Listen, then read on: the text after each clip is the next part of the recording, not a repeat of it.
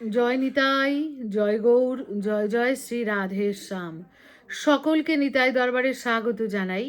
আশা করছি নিতাই চাঁদের কৃপায় এবং করুণায় তোমরা সকলেই খুব ভালো আছো আর ভজনে আছো। আজ অনেকদিন পর তোমাদের সঙ্গে এমনি একটু গল্প গুজব করতে এলাম। অনেক দিন তোমাদের সঙ্গে ঠিক কথা বলার মতো ভিডিও কিন্তু হয়নি। হয় কিছু না কিছু দর্শন করিয়েছি, কোনো উৎসব অনুষ্ঠান কিংবা ঠাকুরদের দর্শন করিয়েছি, আর না হলে লাইভে এসেছিলাম আমাদের গৌর কথা নিয়ে লাইভে এসেছি, কিন্তু সেভাবে কোনো ভিডিও অনেক দিন দেওয়া হয়নি। তাই আজকের এই ভিডিও। আগেই প্রথমে একটা তথ্য দিয়ে রাখি, যেটা সবচেয়ে গুরুত্বপূর্ণ তথ্য অনেকটাই। আগামীকাল আমাদের ভৈমী একাদশী।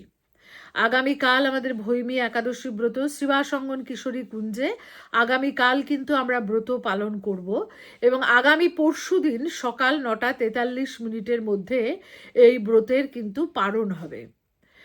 এবার বলি, অনেকের কাছেই মানে এই ভৈমী একাদশী খুব গুরুত্বপূর্ণ। তবে এই প্রসঙ্গে বলি যে শুধু ভৈমী একাদশী না, আমাদের যতগুলো একাদশী আছে সব একাদশী কিন্তু সমান গুরুত্বপূর্ণ। ভৈমী একাদশী ভীম একাদশী করেছিলেন বলে এর গুরুত্ব বেশি এমনটা কিন্তু না। সমস্ত একাদশী গুরুত্বপূর্ণ। আসলে সব একাদশী নির্জলা করা উচিত, পারলে প্রতিটি একাদশী নির্জলা করা উচিত। এবার না পারলে তো কিছু করার নেই, তখন বিশেষ বিশেষ মানুষ বেছে নেয়, আমি কটা একাদশী নির্জলা করব, এইরকম ব্যাপার। তো যাই হোক, আগামীকাল আমরা সকলে একাদশী পালন করব। একাদশী শ্রী ভগবানের সব থেকে প্রিয় তিথি, তাই একাদশীর দিন অতি অবশ্যই তিথিটা পালন করতে হয়। আচ্ছা, একাদশীর দিন কি খাওয়া যাবে? প্রথম প্রশ্ন আমাদের এটাই মনে হয় যে কালকে তো একাদশী, কি খাবো? ভজনের কথা কিন্তু মনে হয় না। হরিভক্তি বিলাস বলছে একাদশীর দিন কি খাবো এটা চিন্তা করাই অপরাধ। তবুও আমরা তো কলিযুগের জীব, আমরা তো অন্নগত প্রাণ, তো সেই জন্য আমাদের মনের মধ্যে এটা জন্মায়। তো একাদশীর দিন সব থেকে ভালো হচ্ছে নির্জলা করা। না পারলে ঘোল বা শরবত পেতে পারা যায়। তাতেও যদি অসুবিধে হয় তাহলে অনুকল্প প্রসাদ পাওয়া যেতে পারে। অনুকল্প প্রসাদ মানে ফল, ছানা, কিংবা হয়তো একটু আলু আর পেঁপে দিয়ে সাকার করে পাওয়া যেতে পারে। কিন্তু একাদশীর দিন কোনো রকম পঞ্চশস্য পাওয়া যাবে না। পঞ্চশস্যের মধ্যে ধান, গম, যব, ভুট্টা, বার্লি এগুলো সবই কিন্তু পড়ে, তাই ওটসও পাওয়া যাবে না একাদশীর দিন। একাদশীর দিন ডালিয়াও পাওয়া যাবে না।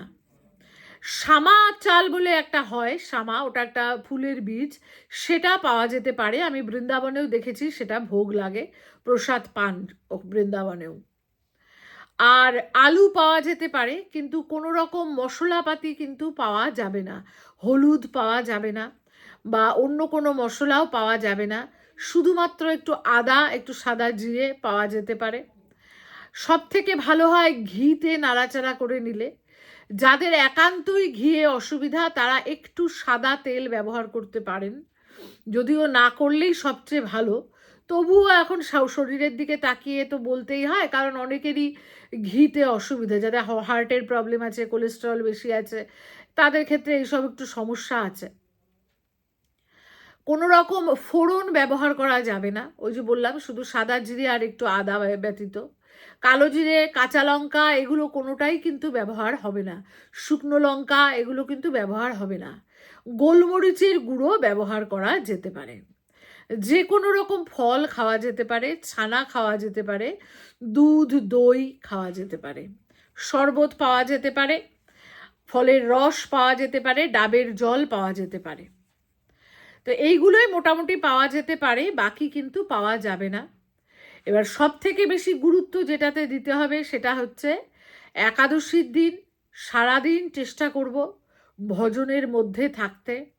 অন্যান্য দিন যত সংখ্যক নাম করি তার থেকে বেশি নাম, বেশি সংখ্যক নাম, বেশি সংখ্যক জপ করতে চেষ্টা করব একাদশীর দিন। চেষ্টা করব একাদশীর দিন মৌন থাকতে। যদি সমস্ত বেলা না পারি অন্তত এক বেলা, তাও যদি না পারি অন্তত কয়েক ঘন্টা চেষ্টা করব একটু মৌন থাকতে।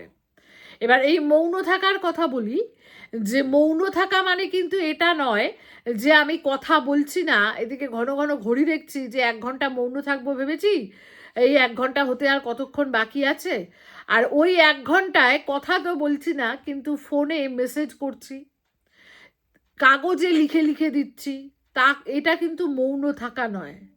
মৌন থাকা মানে মুখ যেমন কথা বলবে না, মনও কিন্তু তেমন কথা বলবে না।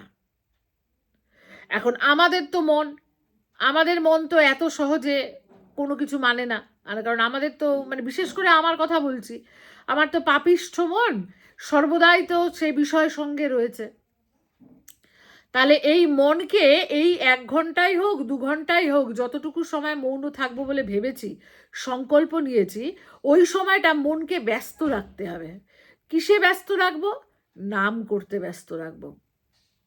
নাম করতে ব্যস্ত রাখবো, তাহলে মন কিন্তু আর অন্য বৈষয়িক কথা বা সাংসারিক কথায় থাকবে না, মনের মধ্যে সেগুলো ভেসে আসবে না। যদি দেখা যায় যে না ভালো লাগছে না অতক্ষণ জব করতে বা অতক্ষণ নাম করতে, তাহলে কি করব? সেক্ষেত্রে গ্রন্থ পাঠ করতে পারি, যে কোনো গ্রন্থ, সৎ গ্রন্থ, শাস্ত্র যেগুলোকে বলেছে, শ্রীমদ্ ভাগবত পুরাণ পাঠ করতে পারি, মহাভারত, রামায়ণ, গীতা, তারপরে চৈতন্য চৈতামৃত, চৈতন্য ভাগবত, ভক্তমাল গ্রন্থ ইত্যাদি যে কোনো ভক্তি রসশাস্ত্র, ভক্তি গ্রন্থ পাঠ করতে পারি, সৎ গ্রন্থ পাঠ করতে পারি। আচ্ছা, উচ্চস্বরে কীর্তন করতে পারি কি? অবশ্যই পারি। একাদশীর দিন হরিবাসর কীর্তন বিধেয়, সকলে মিলে এক জায়গায় বসে হাততালি দিয়ে উচ্চস্বরে কীর্তন করতে বলা আছে। এই উচ্চস্বরে কীর্তন করলে কিন্তু মৌনব্রত ভঙ্গ হয় না, একমাত্র ভগবানের নাম করলেই মৌনব্রত ভঙ্গ হবে না।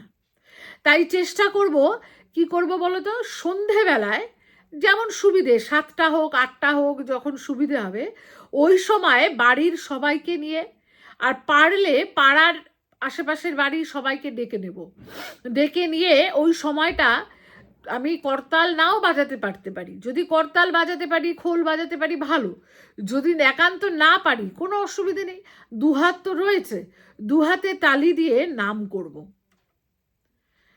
এবার যদিও একাদশী তিথিটা বৈষ্ণবরাই বেশি পালন করেন, তবুও আমি বলবো তিথি তো সকলেই পালন করতে পারেন, সকলের জন্যই তিথি পালন করা বিধেয়, বলা আছে হিন্দু মাত্রই একাদশী তিথি পালন করা উচিত। এবার হন না, আপনি শৈব হন, শাক্ত হন, অসুবিধা তো কিছু নেই। এই একাদশীর দিন সন্ধ্যেবেলায় সকলে মিলে একসঙ্গে হয়ে নিজের বাড়িতে হোক, হিন্দু বাড়িতে তো তুলসীতলা থাকেই প্রায়, যদি নাও থাকে নিজের ঠাকুর ঘরের বারান্দায় হোক, তুলসীতলায় হোক, কিংবা হয়তো সেই সময় আপনি দোকানে আছেন, আশেপাশের কোনো মন্দিরে হোক, সেইখানে গিয়ে হাততালি দিয়ে 1 ঘন্টাও যদি না পারি 10-15 মিনিট একটু কীর্তন করি, হরিনাম করতে পারি, আমি হনুমান চালিসা জোরে জোরে কীর্তন করতে পারি, যা হোক, কালী কীর্তন করতে পারি, বাবার নাম করতে পারি, যা হোক। এখন হরিনাম সংকীর্তনটা সহজ, যেহেতু সবাই পারে। সাধারণত দেখো বাকিদের তো অপরাধের বিচার আছে, বাকি নামে ভুল হলে অপরাধের বিচার আছে, কিন্তু হরিনামে সেই বিচার নেই, আমার নিতাই গৌরাঙ্গ নামে সেই বিচার নেই। তাই জন্য আমরা কিন্তু হাততালি দিয়ে করতেই পারি, এবং এই রকমটা যদি করি তাহলে 2টো জিনিস হবে। এক তো তিথির বিশেষত্বের জন্য আমার খাতায় কিছু পুণ্য যোগ হলো, আমার কিছু ভক্তি লাভ হলো, আমি কিছু ভক্তি আচরণ করলাম, এটা যেমন পারমার্থিক দিকের লাভ। জাগতিক দিকের লাভ কি হবে বলো তো? এইভাবে আমাদের হিন্দু সমাজ আমরা কিন্তু একটু সংঘবদ্ধ হব। এই যে প্রতিদিন যদি আমরা এইরকম করি যে একসঙ্গে মিলে সন্ধ্যাবেলায় বা আরেকটু রাতে যখন সুবিধে হয়, অন্তত যদি 15 মিনিটও এক জায়গায় জড়ো হয়ে একটু কীর্তন করি, অন্য কিছুর দরকার নেই, হাততালি দিয়েই কীর্তন করলাম, প্রসাদেরও ব্যবস্থা করার দরকার নেই, যদি সম্ভব হলো একটু বাতাসা এনে হরিল্লুট দিলাম, তাই প্রসাদ পেলাম, আর যদি সেটাও সম্ভব না হয়, না করলাম, প্রসাদের ব্যবস্থাই করলাম না, ধুতিও পড়তে হবে না, যেমন প্যান্ট পরা আছি তেমনই যাব, গিয়ে একটু হাততালি দিয়ে কীর্তন করলাম। এতে করে কি হবে, সবাই এক জায়গায় হলে আমাদের মধ্যে আস্তে আস্তে পরিচয় পরিচিতি বাড়বে এবং আমরা সঙ্ঘবদ্ধ হতে পারবো। কারণ তা না হলে দেখো আমাদের কিন্তু সঙ্ঘবদ্ধ হওয়ার কোনো উপায় নেই। মহাপ্রভু কিন্তু এমনি সংকীর্তন প্রচার করেননি। সংকীর্তন প্রচারের পেছনে যেমন আধ্যাত্মিক কারণ ছিল, তেমন এই জাগতিক বা এই রাজনৈতিক কারণটিও কিন্তু যথেষ্ট ছিল, এই সামাজিক কারণটিও যথেষ্ট ছিল। কারণ একমাত্র এই কীর্তনের দ্বারাই একসঙ্গে অনেক লোক জড়ো হতে পারে, এবং যখন আমরা একসঙ্গে অনেক লোক জড়ো হব এবং নিয়মিত জড়ো হব, তখন স্বাভাবিকভাবেই আমাদের মধ্যে একটা একতা তৈরি হবে। এইভাবেই কিন্তু হিন্দু সমাজের একতা তৈরি হবে, যে একতাটা আমাদের এখন ভীষণ দরকার। যদি আমরা একত্রিত থাকি তাহলেই কিন্তু আমরা ভালো থাকবো। সেই ছোটবেলায় আমরা গল্প পড়েছিলাম না, যে একের বোঝা দশের লাঠি, দশের লাঠি একের বোঝা। যদি 10 জন মিলে করি তাহলে যত সহজে হবে, একজন হলে সেটা কিন্তু সহজে হবে না। তাই সঙ্ঘবদ্ধ হওয়ার জন্য আমাদের একসঙ্গে এই সংকীর্তন করাটা খুব জরুরি। হ্যাঁ, হতে পারে হয়তো আমি ফ্ল্যাটে থাকি, আমি ভাবছি আমি তো ফ্ল্যাটে থাকি, কি করে করব, কোনো অসুবিধে নেই। আমি ফ্ল্যাটে থাকি, আমার আশেপাশের ফ্ল্যাটের সবাইকে খবর দিলাম যে ওই সময়টা আমরা একটুখানি টবে তুলসী গাছ গাড়া যায়, অসুবিধা তো নেই। এখন তো বেশিরভাগ বাড়িতেই টবেই তুলসী গাছ থাকে, তো ওই তুলসী গাছটাকে মাঝখানে বসিয়ে দিলাম, দিয়ে একসঙ্গে মিলে করলাম কীর্তন, কোনো সমস্যা নেই। প্রথমে নিজের বাড়িতে নিজের ফ্ল্যাটেই শুরু করি, তারপরে যদি দেখি যে না লোকসংখ্যা বাড়ছে, প্রতিটা অ্যাপার্টমেন্টেই প্রায় কমিউনিটি হল থাকে বা একটা মাঠ বাগান কিছু তো অবশ্যই থাকে, সেখানে করব। 15 মিনিট, 20 মিনিট, আধা ঘন্টা, কোনো অসুবিধে নেই। আবার হাততালি দিয়ে করলে আমার তো আকুপ্রেশারের কাজও হয়ে যাবে, আলাদা আলাদা করে আর আকুপ্রেশার করবার দরকার হবে না। তো এইভাবে আমরা একাদশীর দিন তো পালন করবই, অন্যান্য দিনগুলোও চেষ্টা করব। চলো কাল থেকেই শুরু করে দেই, যাদের যাদের সম্ভব কালকের একাদশী থেকেই শুরু করে দেই চলো। আর এই সঙ্গটা জানো তো ভীষণ জরুরি। আমরা ছোটবেলায় সকলেই একটা কথা কিন্তু শুনেছি, কি শুনেছি, যে কুসঙ্গে নরকবাস বা সর্বনাশ আর সৎসঙ্গে স্বর্গবাস, বলতো না? যে আমার মা বাবা তো প্রায়ই বলতো যে সৎসঙ্গে স্বর্গবাস আর কুসঙ্গে নরকবাস বা সর্বনাশ। এটা কিন্তু সর্বতোভাবে সত্যি। যখন ছোটবেলায় বাবা মা বলতেন তখন তো এই পড়াশুনো ইত্যাদির জন্য সত্যি ছিল, যে কথাটা এখন আমরা আমাদের ছেলে মেয়েদেরকে বলি, যে বন্ধু বান্ধব দেখে শুনে করবি, সঙ্গটা যেন সঠিক হয়, ভালো সঙ্গ হলে তবেই কিন্তু ছেলেমেয়েরা ভালো পথে এগোয়। আর যদি সঙ্গ খারাপ হয় তাহলে সঙ্গের প্রভাবে পড়ে নানান কুকাজ করে বেড়ায়। আজকাল এটাই সব থেকে বেশি হয়েছে। তো এই সঙ্গটা কিন্তু আমাদের ভজন জীবনের জন্য খুব গুরুত্বপূর্ণ। আমরা আমাদের মনকে যে সঙ্গে রাখবো, আমাদের মনটা ঠিক সেই সঙ্গের রঙে রাঙিয়ে যাবে। মনকে যদি বিষয় সঙ্গে রাখি, যে সব সময় বিষয়ী লোকের সঙ্গে আছে, সব সময় বিষয়ী কথাবার্তা, কিভাবে আরও টাকা রোজগার করব, কিভাবে টাকা ইনভেস্ট করব, আরও কি করলে আমার রোজগার বাড়বে, সব সময় যদি এই সঙ্গে রাখি, মন কিন্তু সর্বদা ওই বিষয় কথাই ভাববে। তাই জন্য ভজন রাজ্যে যদি এগোতে হয়, মনকে রাখতে হবে সাধু সঙ্গে, সাধু বৈষ্ণবের সঙ্গ করাতে হবে মনকে।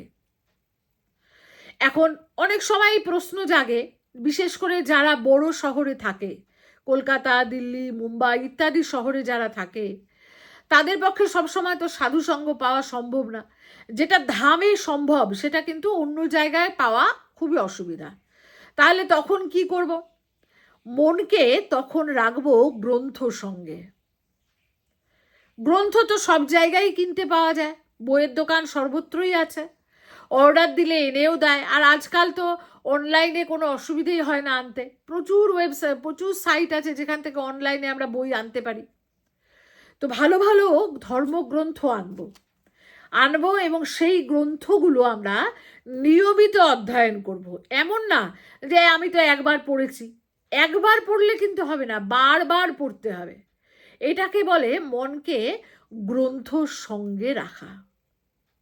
এই সঙ্গটা যদি ঠিক না হয় তাহলে মন কিন্তু কোনোভাবেই আমার ভজনে বসবে না। তখন নাম করতে বসলে আমার সেই সব কথাই স্মরণ হবে।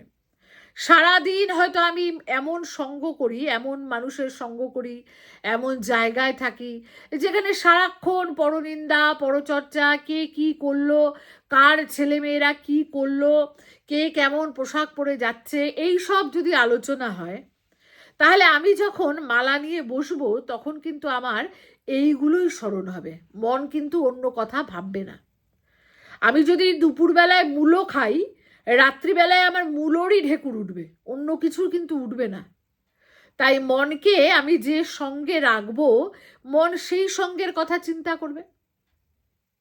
আমি সারা দিন মনকে এমন সঙ্গে রাখছি, এমন জায়গা অফিসের কাজে এমন ইনভলভ করে রাখছি যে মন সারাক্ষণ শুধু ভাবছে যে কি করে আমি ডেডলাইন মিট করব, আমার সেলস কত দূর এগোলো, আমার প্রজেক্ট কি হলো, আমার এই প্রজেক্টটা না হলে আমার তো স্যালারি বাড়বে না, আমি কি করে আরও উঁচুতে পৌঁছবো, কি করে আমি বিদেশ যাব, ও চলে গেল বিদেশে, আমি যেতে পারলাম না। এইগুলো যদি আমি সব সময় ভাবি তাহলে কিন্তু আমি যখন ভজন করতে বসবো, আমি 10 মিনিট বসি আর 10 ঘন্টাই বসি, আমার মনে কিন্তু ভগবান আসবেন না। আমার মনে তখন সর্বদাই ওই কথাগুলোই কিন্তু ভেসে ভেসে আসবে। আর এটা তো আমরা সকলেই ভুক্তভোগী, এটা কিন্তু আমরা কম বেশি সকলেই ভুক্তভোগী। মন যদি কোনো জায়গায় বেশিক্ষণ ইনভলভ থাকে, পরে যখন আমরা ফাঁকা সময়ে আসি, ছেড়ে দাও ভজন করতে বসার কথা, ছেড়ে যাও, রাত্রিবেলায় যখন ঘুমোতে যাই তখন কিন্তু আমাদের মাথার মধ্যে, মনের মধ্যে সেইগুলোই কেবল উঁকি মারতে থাকে, ঘুম আসতে চায় না। তাহলে বলো, ঘুমের ক্ষেত্রেই যদি এইরকম হয় তাহলে সেটা ভজন হবে কেন? ভজনের সময় আরো কি করে হবে? তাই মন সব থেকে বেশি গুরুত্বপূর্ণ হচ্ছে সঙ্গ। এই যে বলি না ত্যাগ করা। এখন প্রশ্ন তোমরা করবে যে আমি তো অফিসে যাই, অফিসের তো পরিবেশ এরকমই থাকবে, স্বাভাবিক ব্যাপার। যারা চাকরি করতে যায় তাদের তো চাকরির জায়গায় তো গিয়ে ধর্মকথা আলোচনা হবে না, এইরকমই পরিবেশ থাকবে। তাহলে কি করব? সেক্ষেত্রে কি করব?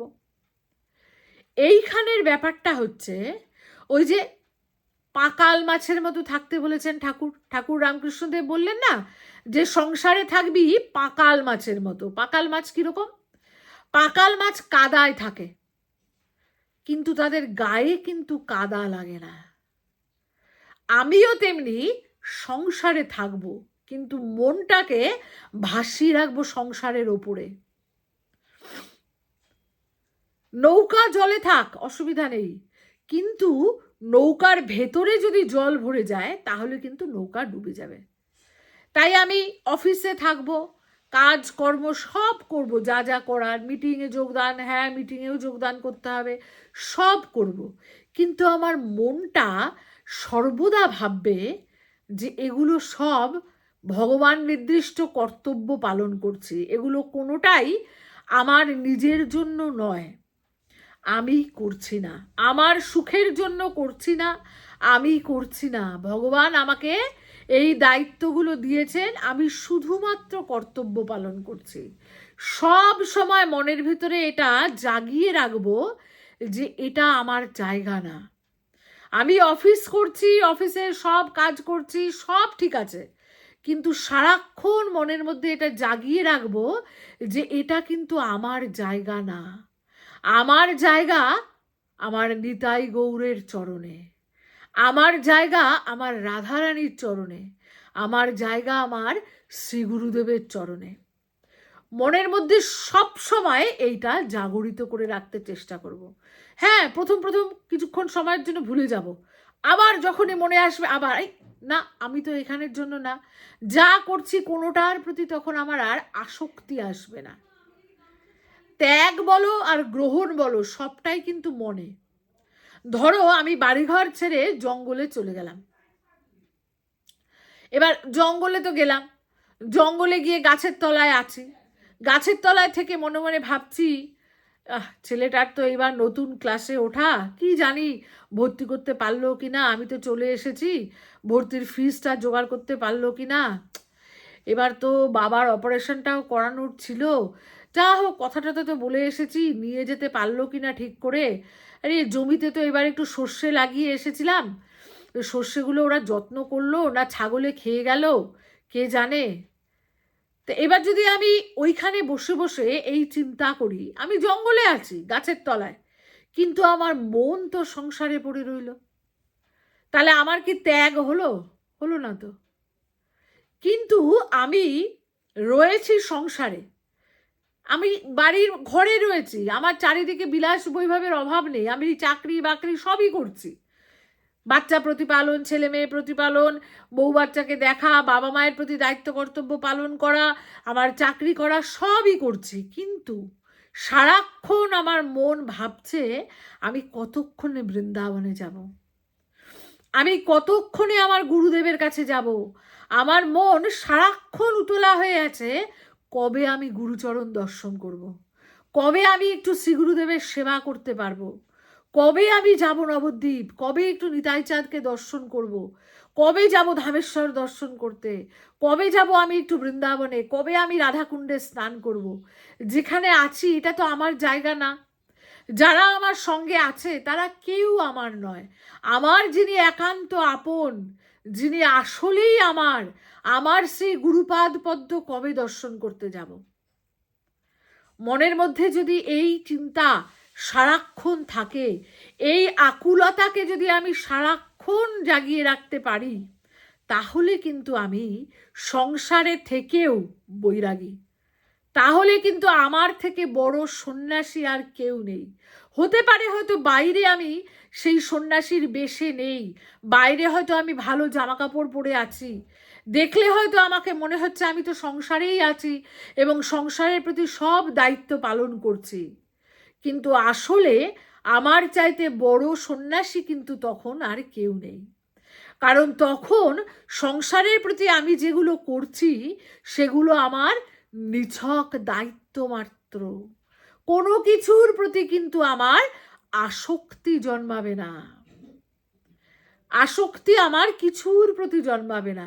তখন যদি আমার সংসারে কোনো ক্ষতিও হয়, ধরো আগুন লেগে গেল, আগুন লেগে আমার কোনো সাংসারিক ক্ষতি হলো, বাড়ি পুড়ে গেছে, কিংবা ধরো আমার বাবা মা পরমাত্মীয়র কারো মৃত্যু হয়েছে, আমার মনে কিন্তু এতটুকু দুঃখবোধ জন্মাবে না, আমার মনে কিন্তু শোক আসবে না। কিংবা ধরো বিরাট কিছু অ্যাচিভমেন্ট হয়েছে, ছেলে দারুণ ভালো রেজাল্ট করেছে, কিংবা আমার ভীষণ ভালো প্রমোশন হয়েছে, প্রচুর টাকা বেতন বেড়ে গেছে, কিংবা এইরকম কোনো ভালো কিছু একটা হয়েছে, মেয়ের বিয়ে ঠিক হয়েছে, ছেলের বিয়ে ঠিক হয়েছে, কিছু একটা হয়েছে ভালো, তবুও কিন্তু আমার মন জানবে যে যা করেছেন ভগবান করেছেন, আমার শ্রী গুরুদেবের কৃপায় হয়েছে, আমার এতে কোনো রকম হাত নেই। তাই আমার কিন্তু তখন খুব আনন্দও হবে না, আমি যেমন দুঃখে ভেঙে পড়ব না, তেমনি আমার আনন্দেও কিন্তু আমি ভেসে যাব না। ত্যাগ আর গ্রহণ এটাকেই বলে প্রকৃত অর্থে ত্যাগ আর প্রকৃত অর্থে গ্রহণ। যদি বাড়িঘর ত্যাগ করলেই ত্যাগ হতো, তাহলে বাবা এই যে বিভিন্ন মন্দিরের সামনে কত কত ভিখারি বসে থাকে দেখেছো তো, এদের তো বেশিরভাগেরই নিজস্ব থাকার ঠিকানা নেই, কোথাও না কোথাও একটু মাথা গুঁজে থাকে, কিন্তু এরা কি প্রকৃতপক্ষে ত্যাগী? না তো। সারাক্ষণ ওদের চিন্তা কতটুকু পয়সা রোজগার করলাম, কোথায় গেলে খেতে পাবো ফ্রিতে, সারাক্ষণ তারা এই চিন্তা করছে, কাজে তাদেরকে তো ত্যাগী বলতে পারি না। বানর, এই যে মর্কট বৈরাগ্য কথাটা এসেছে, বানর, বানর নিজের কোনো রকম বাড়িঘর বানায় না, কোনো ঘর বাড়ি বানায় না বানর, খাবার সঞ্চয় করে না, সারাদিন যা খাবার পেলো খেলো, রাত্রিবেলা যেখানে পারলো কোনো গাছের ডালে হোক, কোনো বিল্ডিংয়ের ওপরে হোক শুয়ে পড়লো, নিজেদের কোনো বাড়িঘরও নেই, আবার কোনো সঞ্চয়ও নেই, তাহলে তো তাকে চরম বৈরাগী বলা যায়। কিন্তু বানর কি বৈরাগী? না তো। সেই জন্যই তো কথাটা এসেছে মর্কট বৈরাগ্য।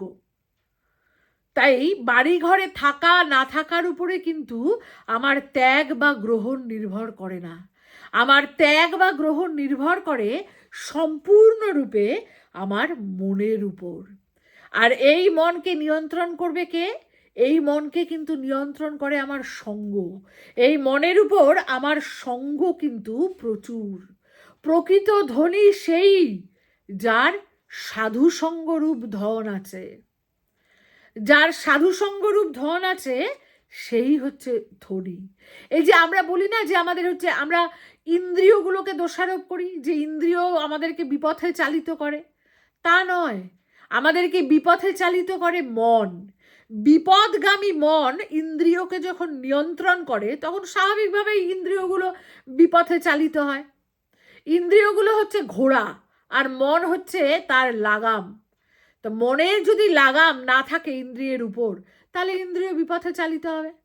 আবার এই ইন্দ্রিয়গুলোকেই যদি সুসঙ্গকারী মন সাধু সেবায়, দেব পূজনে, ভালো কাজে লাগায়, তাহলে এই ইন্দ্রিয়গুলোই কিন্তু আমাদের পরম বন্ধু হয়ে ওঠে। তাই সঙ্গ নির্বাচনের ক্ষেত্রে আমাদেরকে ভীষণ সচেতন হতে হবে। এমনকি মানে সঙ্গ তো দেখো, মানুষের সঙ্গ তো আছেই, মানুষের সঙ্গ, বস্তু সঙ্গ, এসব তো আছেই। খাদ্য, এই খাদ্যও কিন্তু একটা বিরাট বড় সঙ্গ। কারণ খাদ্য আমরা কি গ্রহণ করছি সে তার উপরে আমাদের মনের ভাব নির্ভর করছে। যারা ভজন করতে চায়, ভজন রাজ্যে এগোতে চায়, এই জন্যই কিন্তু তাদেরকে সব সময় সাত্ত্বিক খাবার গ্রহণের কথা বলা হয়। কারণ সাত্ত্বিক খাবার গ্রহণ করলে মনের মধ্যে সত্ত্বগুণের বৃদ্ধি হয়। আর সত্ত্বগুণের বৃদ্ধি হলে তবেই কিন্তু আমার পক্ষে ভজনে এগোনো সম্ভব।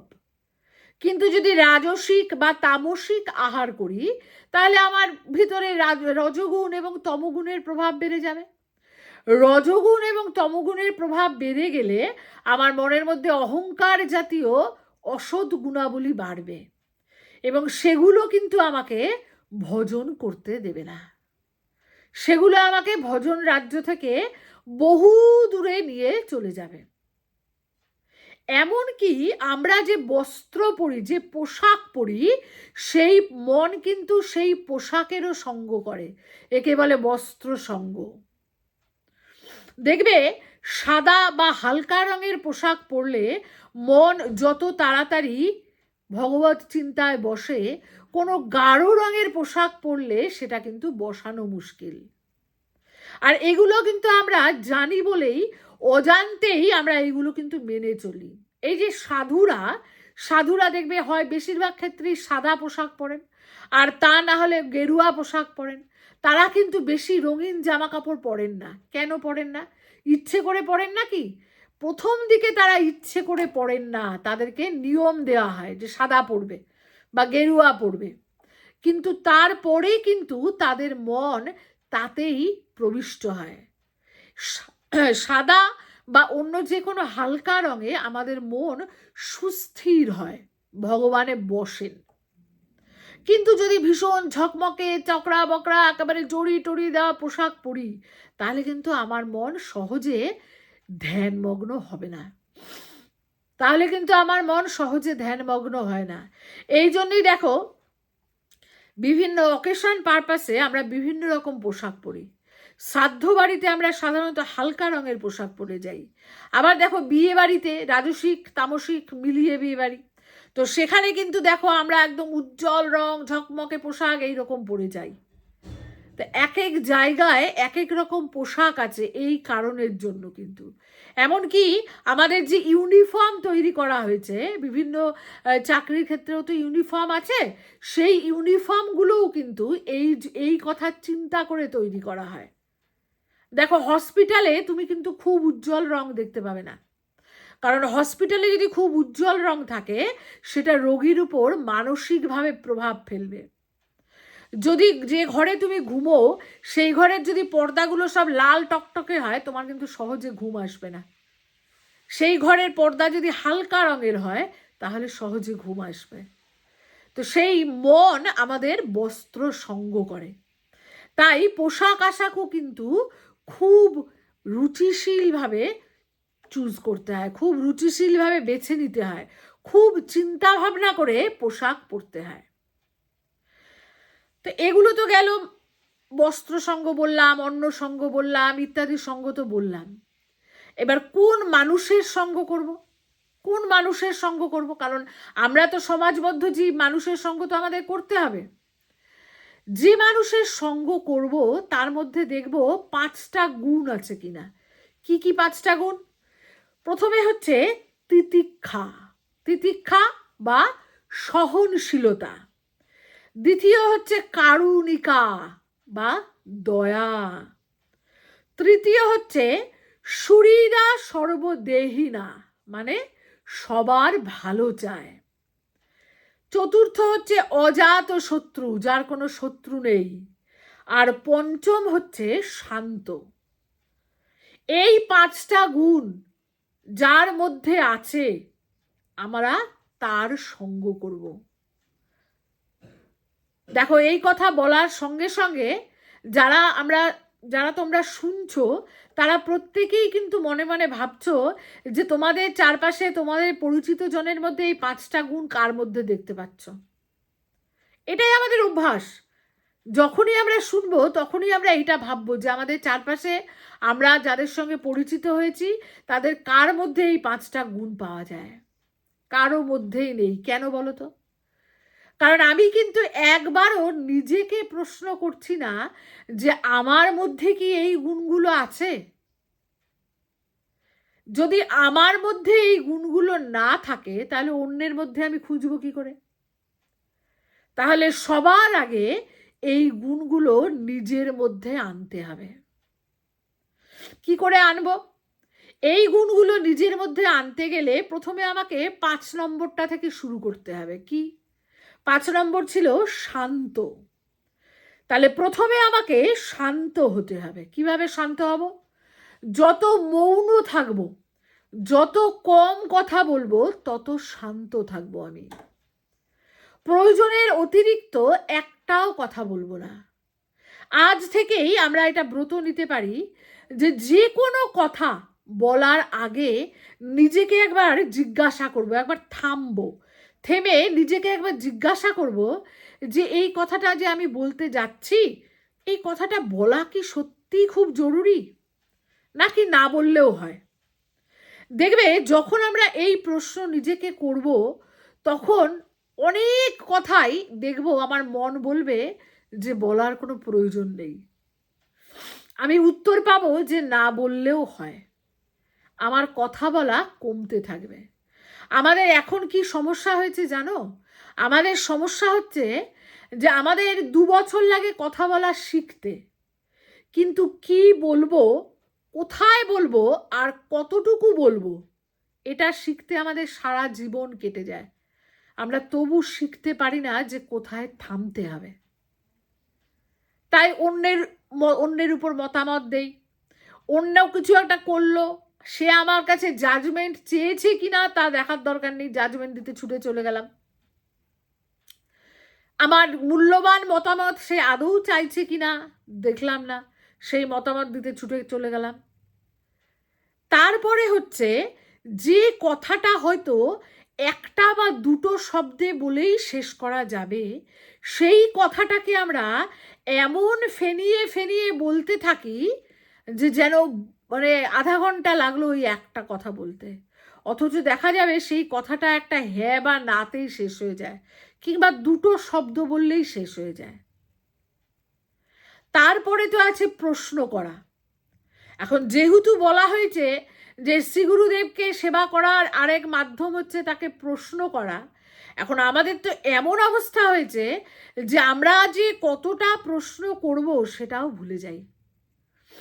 সবেমাত্র দীক্ষা নিয়েছি, দীক্ষা নিয়ে আমাকে শ্রী গুরুদেব নাম দিয়েছেন, সেই নাম তো করছি না, তার আগেই প্রশ্নের পর প্রশ্ন। গুরুদেব মঞ্জুরি স্বরূপ কি, সিদ্ধ স্বরূপ কাকে বলে, অবধূত কাকে বলে? আরে আমি আগে প্রস্তুত হই, শ্রী গুরুদেব যে নাম দিয়েছে সেটা জপ করতে করতে আমি আগে প্রস্তুত হই, তবে তো আমি এই প্রশ্নগুলোর উত্তর দিলে বুঝতে পারবো, ধরে রাখতে পারবো। আমি প্রস্তুতই হলাম না, অথচ আমার প্রশ্নের পর প্রশ্ন আসছে।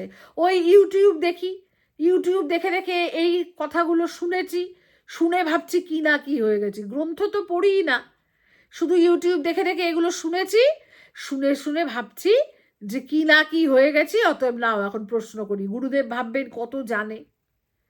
কিন্তু আমরা ভুলেই যাই যে আমার শ্রী গুরুদেব তো অন্তর্যামী, তিনি তো জানেন যে আমার কতটুকু ক্ষমতা, আমার পাত্রে কতটুকু জল ধরে, আমার থেকে বেশি আমার শ্রী গুরুদেব জানেন। তাই যখন সময় হবে তখন তিনি এগুলো আপসে আপ বলে দেবেন, আর আমার মনে তখন এগুলো আপসে আপ পরিস্ফুট হবে। এখন তো আমি বললেও বুঝবো না। তাই এখন শ্রী গুরুদেব যেভাবে বলেছেন সেইভাবে নাম জপ করি, তারপরে তো এগুলো জানবো।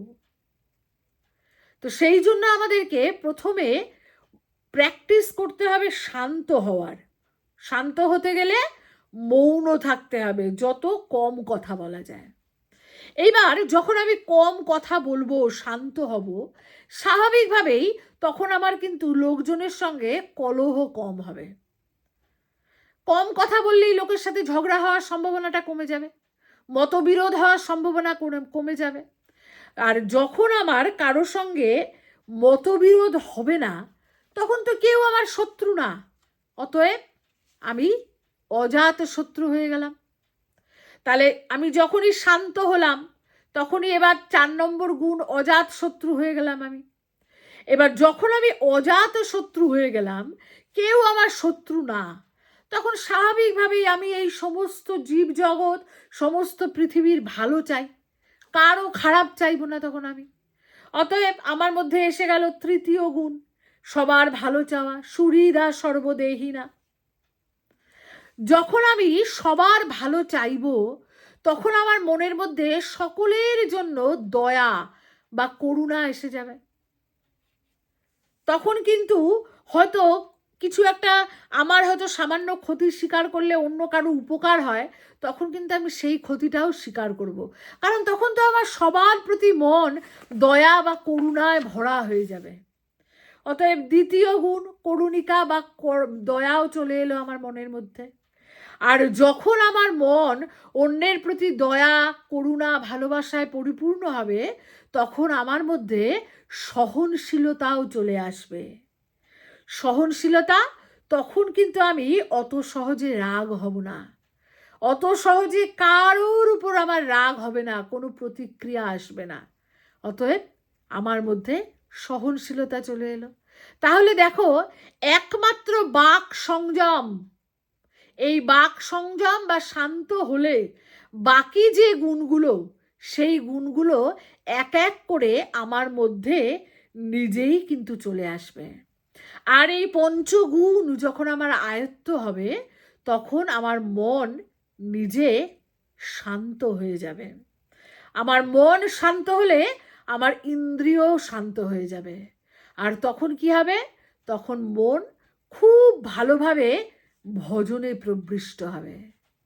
আর এই মন শান্ত করে ভজনে প্রবৃষ্ট হতে পারাই কিন্তু আমাদের লক্ষ্য। মন যখন আমার বশে থাকবে, তখন কিন্তু আমি সবচাইতে শক্তিশালী। তখন আমার আর কোনো চিন্তা নেই, পতনের চিন্তা নেই। তখন আমি মনকে সর্বদাই আমার গুরুপাদ পদ্মে রাখতে পারবো। অনেকটা বড় হয়ে গেল ভিডিও, জানি না তোমাদের কেমন লাগবে শুনে, কিন্তু আজ অনেক দিন পর তোমাদের সঙ্গে একটু কথা বলতে ইচ্ছে করলো, তাই বললাম। যদি সম্ভব হয় পুরোটা শুনো, আশা করছি ভালো লাগবে। কেমন লাগলো কমেন্ট বক্সে জানিও। আর সকলে ভজনে থেকো, ভালো থেকো। আগামীকাল একাদশী, সকলের একাদশী ব্রত ভালোভাবে পালিত হোক, নিতাই চাঁদের চরণে এটাই প্রার্থনা। জয় নিতাই, জয় গৌর, জয় জয় শ্রী রাধেশ্যাম।